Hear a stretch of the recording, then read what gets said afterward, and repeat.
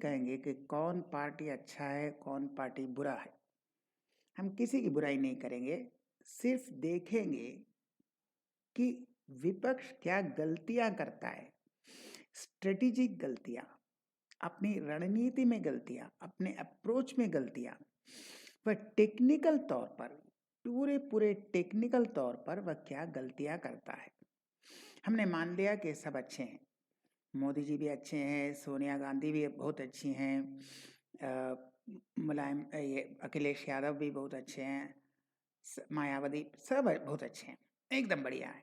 लेकिन विपक्ष कहाँ टेक्निकल गलतियां करता है जिस वजह से वह कभी भी बीजेपी का सामना नहीं कर सकता, वह टेक्निकल गलती। तो विपक्ष की गलतियों को समझने के लिए सिर्फ दो छोटी छोटी कहानियां हैं। इस कहानी को अगर विपक्ष समझ जाता तो वह गलतियां नहीं करता। पहला क्या है?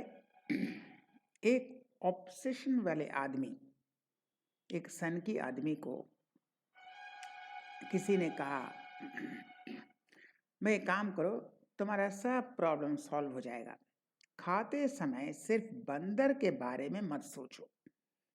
तो वह सोचा, हाँ भाई नहीं सोचेंगे, बंदर के बारे में क्या सोचना है, हम हर वक्त जब खाते हैं तो बंदर के बारे में तो नहीं सोचते हैं। लेकिन जब भी वह खाने बैठता तो उसे बंदरों का ख्याल आता कि बंदरों के बारे में नहीं सोचना है, बंदरों के बारे में नहीं सोचना है। उसका दिमाग में ठीक बंदर का ख्याल आता। इसके पहले वह बंदर के बारे में नहीं सोचता था।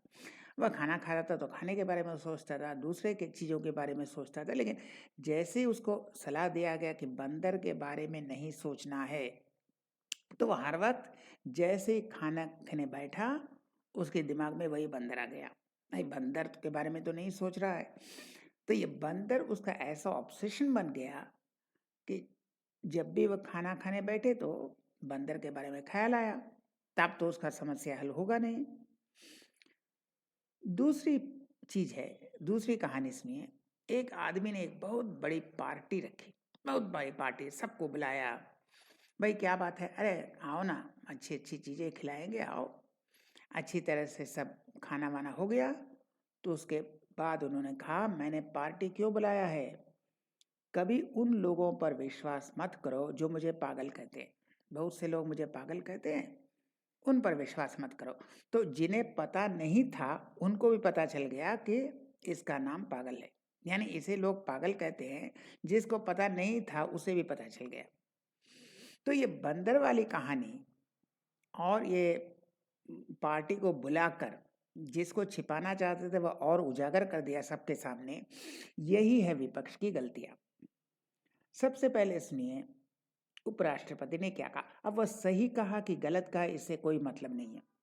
इससे कोई मतलब नहीं है कि उपराष्ट्रपति ने सही कहा या गलत कहा, इससे कोई मतलब नहीं है। लेकिन पहले सुनिए, इसके बाद कहते हैं। मान लेते हैं जो धनखड़ साहब ने कहा वो बकवास है, उससे कोई फर्क नहीं पड़ता। तो उन्होंने क्या कहा? 20वीं शताब्दी के महापुरुष महात्मा गांधी थे, इस शताब्दी के युग पुरुष नरेंद्र मोदी हैं। तो उन्होंने मोदी जी को युग पुरुष कहा। अब युग पुरुष हैं या नहीं, इससे कोई फर्क नहीं पड़ता। क्यों नहीं पड़ता? क्योंकि उन्होंने एक खास मंच से कहा था। मंच में तो हम बहुत कुछ कहते हैं। अब समझिए, मेरा एक टीचर जाने वाला है, नौकरी छोड़ने वाला है या रिटायर करने वाला है, तो हम क्या कहेंगे? स्टेज में बैठ कर कहेंगे, भाई ये बहुत बढ़िया टीचर था, चाहे उसके खिलाफ मेरा ही साइन किया हुआ 4 शो कॉज नोटिस ना हो सकता है मैंने उसे ही 10 बार वार्निंग दिया है, रिटर्न वार्निंग, मेरे ही सिग्नेचर में उसको वार्निंग मिला है, लेकिन जब वह चला जा रहा है तो कहेंगे ये बहुत बढ़िया था। स्टेज में क्या कहते हैं उससे कोई फर्क नहीं पड़ता। और जो स्टाफ रूम में, टीचर्स रूम में जो टीचर्स मुझे पानी पी पी के कोसते हैं, वो भी कहेंगे जब हम रिटायर करेंगे ना, तो कहेंगे भाई ये तो इतना बढ़िया प्रिंसिपल था, इससे बढ़िया और कोई हो ही नहीं सकता। तो स्टेज पर आप क्या कहते हैं एक्चुअली इससे कोई फर्क नहीं पड़ता। तो ये बहुत कुछ कहता है। और धनखड़ साहब के अगर मोदी को युग पुरुष कहा भी है तो उससे मोदी जी को कोई चुनावी फायदा नहीं होगा। धनखड़ साहब की बातें सुनकर कोई मोदी जी को वोट नहीं देने वाला है। जो मोदी जी को वोट देगा वैसे ही देगा, और जो नहीं देगा वो नहीं देगा। धनखड़ ने कहा युग पुरुष, इसलिए उसे ज़्यादा वोट मिल गया, ये तो नहीं है। कोई धनखड़ साहब की बात सुनकर तो वोट नहीं देगा। तो ये एक ऐसा न्यूज़ था, वे कहीं एक लाइन का था, 1-2 दिन बाद वह ख़त्म हो जाता। लेकिन वही कहा, उड़ता तीर लेना, ये उड़ता तीर ले लेते हैं। यानी तीर उनके रास्ते में नहीं था, वह दूसरा की उड़ रहा था, वो उसके सामने जाकर खड़े हो गए। यानी गड्ढे में गिर गए, जो गड्ढे उनके रास्ते में नहीं था, गड्ढा कहीं और खोदा, वो कहीं और जा रहे थे, जानबूझकर उन्हें रास्ता बदल कर वह गड्ढे में गिर गए। तो उन्होंने ऐसा बवाल किया कि अब ये और ट्रेंडिंग करने लगा। हर जगह, हर सोशल मीडिया, ट्विटर, फेसबुक, हर टीवी चैनल, हर अखबार अब यही कह रहा है कि उसने युग पुरुष कहा था। इस पर ऑपोजिशन ने यह बवाल मचाया हर जगह, जो एक दिन में शायद खबर खत्म हो जाता, और शायद बहुत लोगों को पता भी नहीं चलता। बहुत से लोग तो हर खबर तो पढ़ते नहीं है, बहुत लोगों को पता भी नहीं चलता। अब सबको पता चल गया।